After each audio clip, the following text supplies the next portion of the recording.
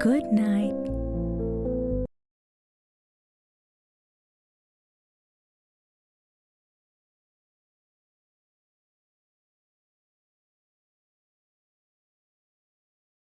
Le héron d'argent ferme ses portes. Je crois que je ne réalise pas encore complètement.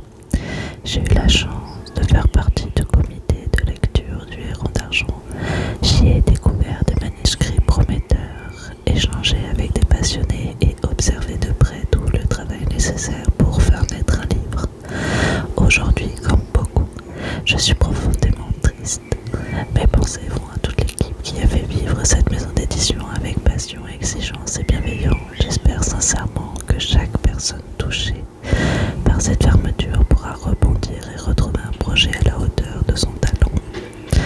Mais lorsqu'une maison d'édition ferme, ce n'est pas seulement des bureaux qui s'éteignent, ce sont aussi des auteurs, des illustrateurs, des projets et des rêves qui se retrouvent fragilisés. Alors aujourd'hui, j'ai envie de profiter de cette publication pour mettre en lumière quelques auteurs qui continuent de se battre pour faire revivre leurs histoires.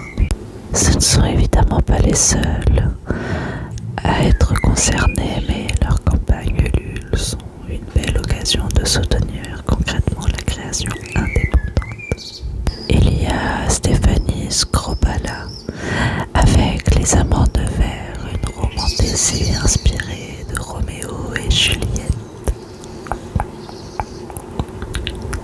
Ensuite, il y a J.K.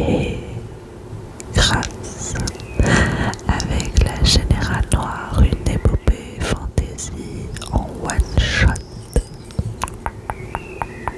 Suivre, tu as Julien Schneider avec Tomoe Gozen, le destin fascinant d'une guerrière devenue légende.